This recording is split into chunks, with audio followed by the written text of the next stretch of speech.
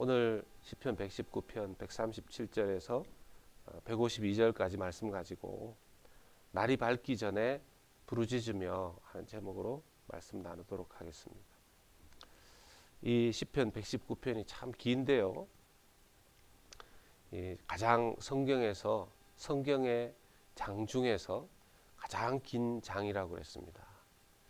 이 시인이 여러 가지 일들을 겪으면서 기록한, 하나님 앞에 영감을 받아 기록한 성경이고, 하나님께서 이것을 말씀 성경 66권 중에 시편이라는 한 권 중에 가장 긴 장을 하나님께서 기록하게 해주셨습니다. 이 성경에 여러 내용들이 있는데, 그 중에서 이 한 장을 이렇게 길게 할애하신 것을 보면 하나님께서 분명히 이렇게 시편 119편의 내용을 정말 귀하게 우리에게 남겨주시고 우리에게 알리려고 하시는 것이, 주시려고 하시는 메시지가 참으로 크다 하는 생각을 하지 않을 수가 없습니다. 시편 119편의 중심적인 내용이 말씀에 대한 부분 아니겠습니까?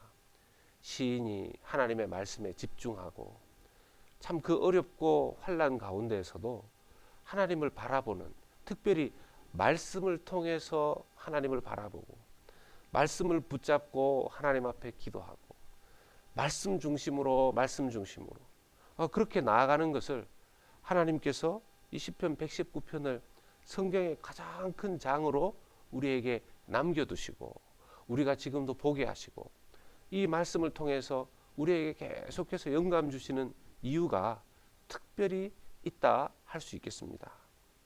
시인은 지금 환난과 우환을 경험하고 있습니다. 143절에 보면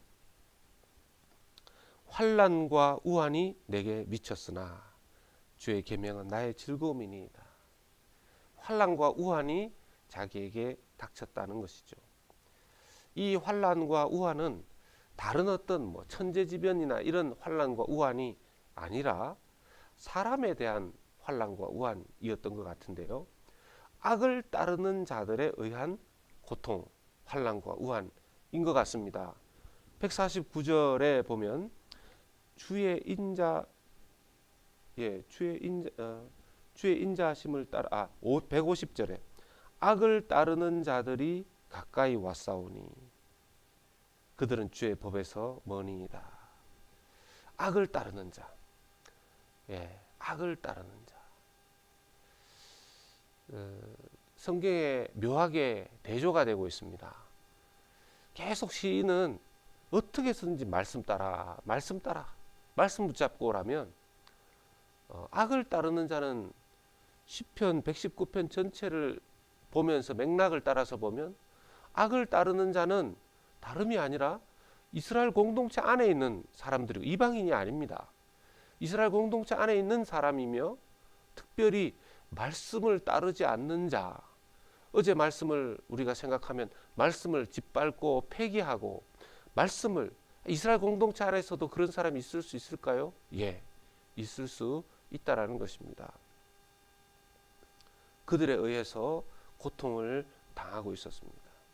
그런 가운데 그가 가졌던 이 시인의 믿음의 결단이 무엇인지 봅니다. 첫 번째는요, 시인은 하나님만이 옳습니다. 하나님만이 맞습니다. 이 고백과 결단을 하고 있습니다.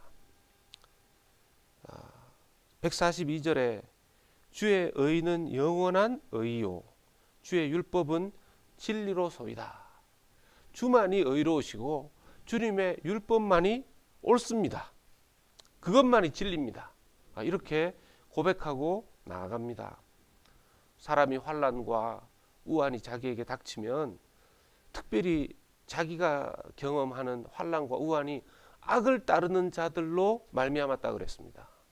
그러면 그 사람을 정죄할 수도 있고 그 사람을 원망할 수도 있고 다른 여러 가지 것들을 생각하면서 사람을 원망하고 원인을 다른 데 둘 수 있는데, 그는 원인을 다른 데 두고 이 상황을 어떻게 판단해야 되는가, 자기가 판단자가 되지 아니하고 하나님만 옳습니다.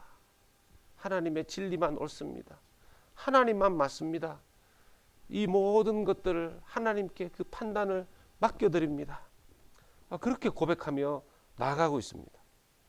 문제가 발생했을 때 누군가의 잘잘못을 따지고 시시비비를 구분하고 따지려고 하는 것이 아니라 참 그럴 때 하나님만이 맞습니다.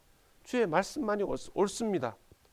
그렇게 하는 것은 자기의 판단을 유보하고 하나님만 바라보겠다는 그런 자세인 것입니다. 우리의 믿음에 있어서도 세상에 일어나는 수없이 많은 복잡한 상황과 일들 가운데에서 이건 이런 것, 저건 저런 것 딱 잘라서 구분할 수 있는 것들이 생각보다 그렇게 많지 않습니다. 주님만이 옳고 말씀만이 옳다는 것은 참으로 믿음 가진 자의 겸손한 자세가 아닐 수가 없습니다. 그러하기 때문에 더 말씀의 중심으로 나아가게 되는 것이죠. 시인은 그랬습니다. 주님 우리에게 그러한 믿음의 자세 가지기를 원하시는 줄로 믿습니다. 두 번째는 시인은 새벽을 깨웁니다. 주님께서 우리에게 새벽을 깨우라 하는 그런 말씀을 주시는 줄로 믿습니다.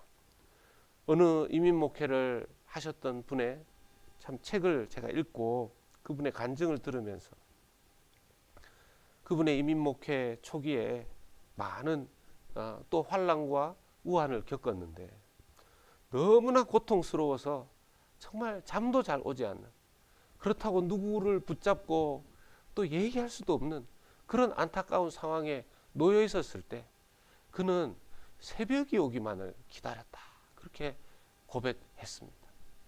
새벽에 물론 혼자서 기도해도 되고 골방에서 기도해도 되지만 새벽에 주님 앞에 나아가 기도하는 그 시간을 기다렸다는 것입니다.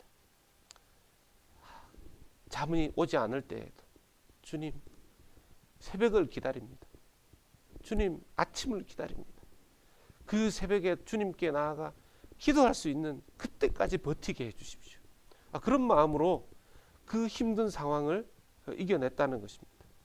그 새벽에 나아가서 혼자서 새벽 예배를 드리고 새벽 기도를 올려드리면서 정말 그 시간만은 자기의 영혼의 안식을 누릴 수 있었다라는 것입니다.